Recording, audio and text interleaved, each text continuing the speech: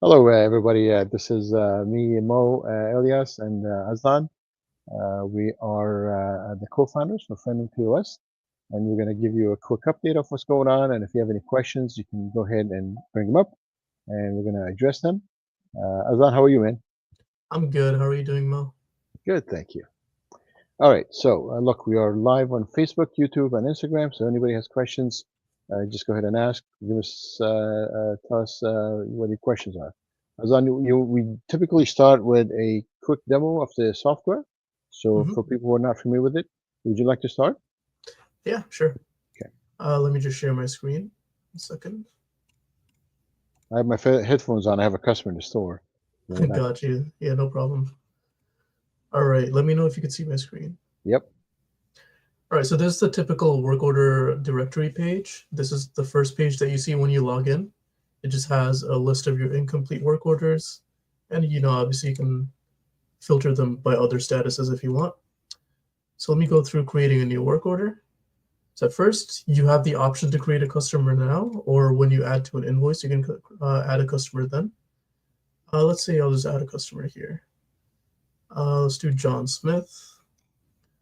I can put a description, let's say diploma, and then an art width and height, let's do 16 by 20. So here under moldings, I can search for any molding ID I want. Let's say, for example, 1,000. And then here are all the moldings that begin with 1,000. So we got decor.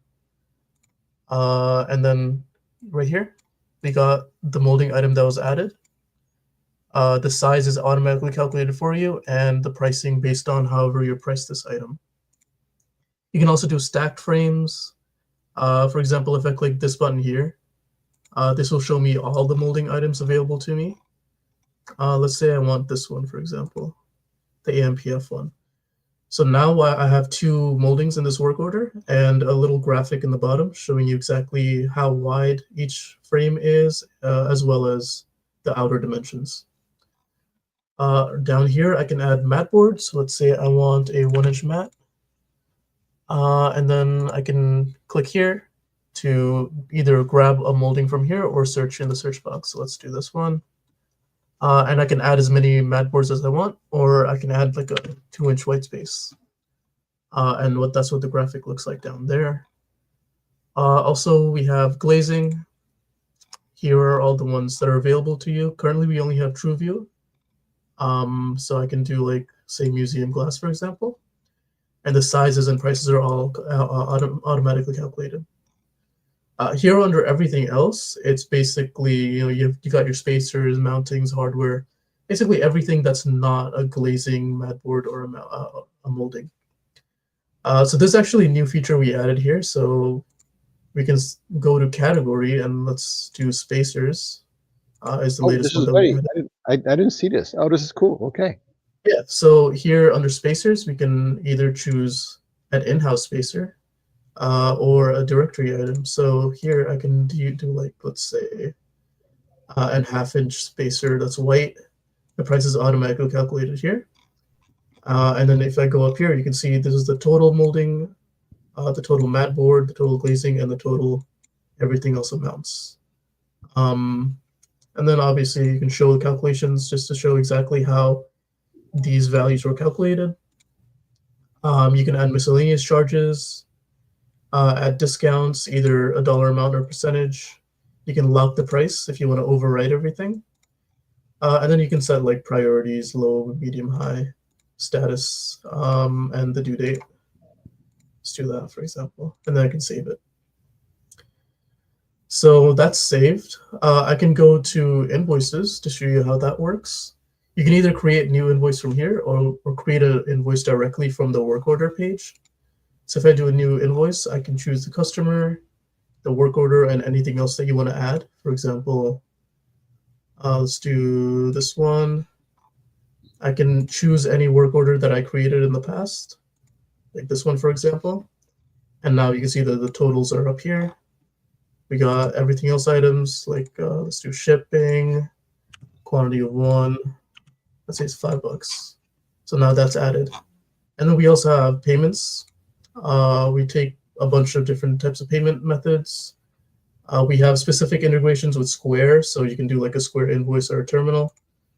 If I put like $100 payment here, and then click on send if my terminal was paired with the device, I could easily just click on send. It'll appear on the terminal itself, and then the customer will pay with a credit card, debit card, whatever they want to pay with, and then this will be updated based on that payment. And they'll be automatically updated, so no manual entry needed. Yeah, you don't need to manually enter anything here. It's just done all for you. Let me go to the pricing real quick. So here are the moldings. I can go to the pricing tab and show you the default pricing. You can see that this pricing is applied to all of these molding vendors, and you can configure that all by yourself in this tab right here.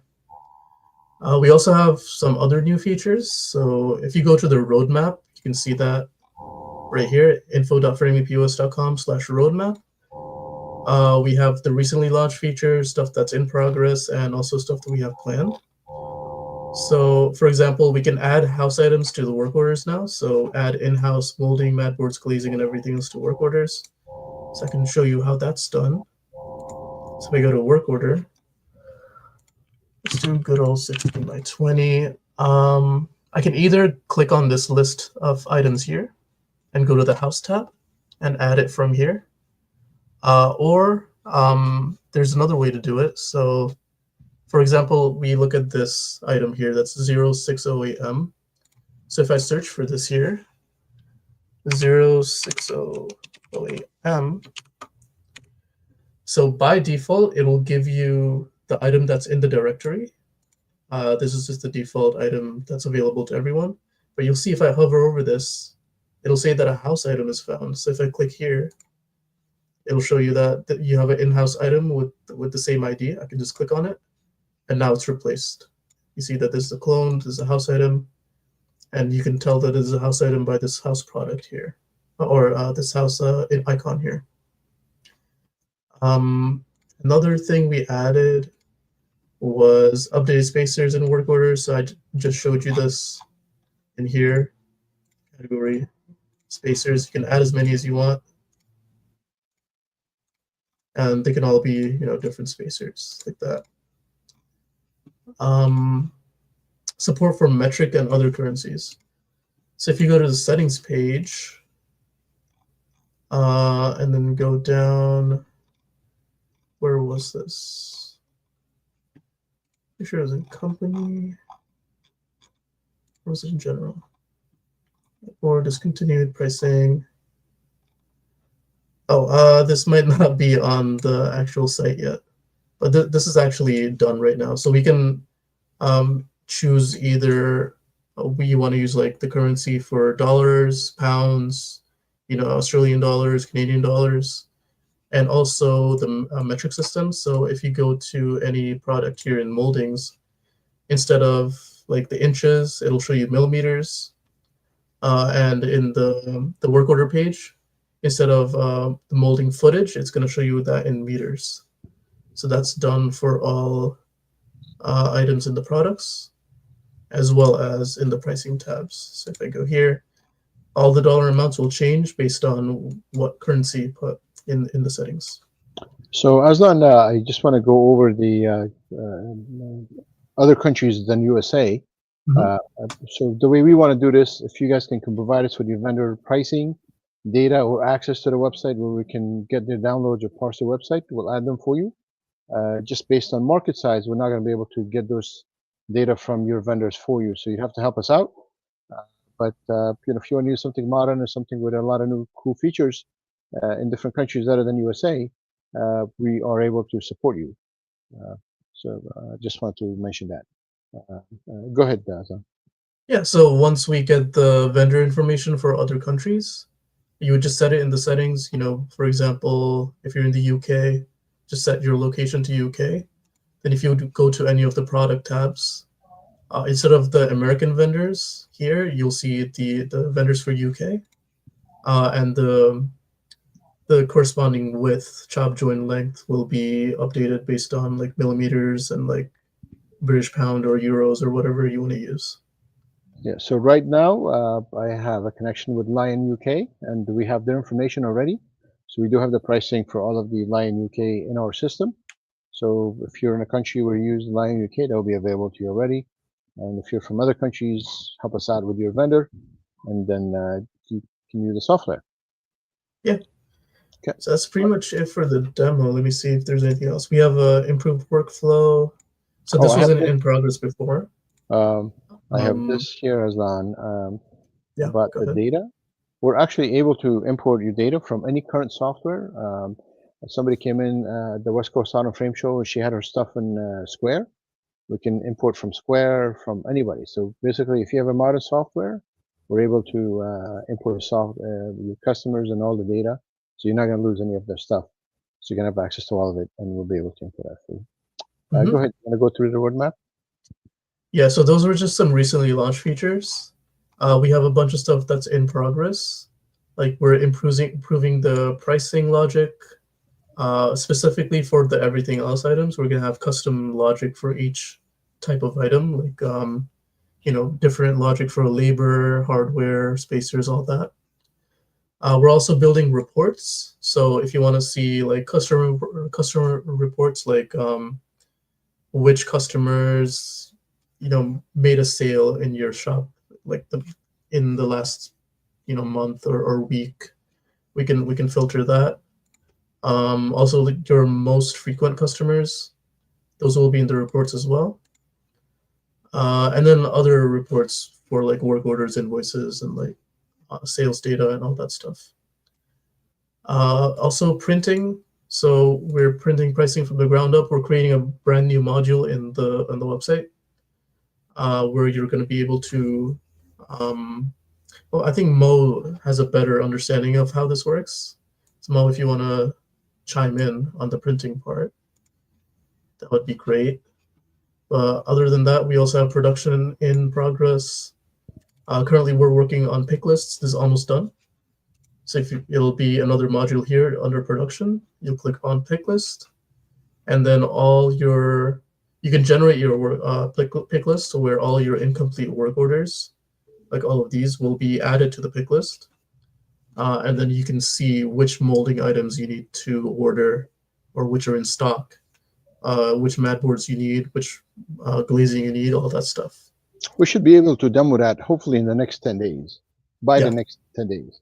Mhm. As far as printing goes, there'll be a whole new module that's going to allow you to pick your size, set your pricing, and then it will be added on as your work order as a very native, developed from the ground up situation where you're going to be able to really customize it properly and then not do kind of try to work out something with existing softwares. What else I wanted to add? Oh, somebody today in the Framers Only group was asking about integrating with CRM and task management. So Zoho, we use Zoho One, ZOHO, Zoho One, and includes a whole bunch of stuff. And one of them is Zoho CRM, Zoho Task Management, and we are building that together right now. Your Zoho. Right now, we're integrating with Constant Contact, but they don't have a CRM. But we can connect also to Zoho CRM, so you can connect all your customers and communicate with them that way. The way we have our policy, me and Azan, we don't like to build new stuff if there's a good solution that already exists. For example, a purchase order system, right? QuickBooks has a robust and a system for purchase orders that's been around forever. So all the bugs have worked out. It's really great. It's got all the different options. So our system is going to write a purchase order in your QuickBooks account or in your Zoho inventory account, so you can control it from there. So our philosophy is not to recreate something that already exists, just make those things work. Same thing with calendar. You can see all your work orders in a calendar view on Google Calendar. You can send your emails using Gmail. So we're not creating a new email client. We're not creating a new calendar client. We're using those. And the same thing with the CRM. We're not going to create a CRM for you. We will write what you need to be on the CRM and sync to it on a constant basis, so you have all your data constantly at the CRM, so you can do whatever you want. This also makes it easy for people who don't use a purchase order system, who don't use the CRM, to pay a whole bunch of money for a feature they're not using. But if you're using a Zoho CRM, for example, and you exceed the free account and you want to go to their higher tier, you can do that because that's irrelevant to our cost. Our cost is just sending data over to Zoho CRM, and then the rest of it is really on you and whatever pricing you're comfortable paying with Zoho. So I think that makes it a lot more easier, a lot more robust, and also a lot more fair for people who don't use all these, maybe advanced features, at least as far as they're concerned. All right, so that's my bit. I don't see any questions come up today. I see a bunch of people on Instagram. I want to say thank you to everybody for listening in. Azan, do you have anything to add at the end? No, that's pretty much it. Yeah. All right, guys, Mm-hmm. and we're going to try to do this on a weekly-ish basis. I don't want to say weekly because things in life happen, so we're not going to be able to make it on a weekly basis, but we're going to try to do it on a weekly-ish basis. So if you have any questions, you want to see a demo, come on in, and we'll help you answer. We'll answer some of these questions. All right, Azan, good talking to you, and we'll catch up again. Yeah, have a good one, Mo. All right, take care. Bye. Bye.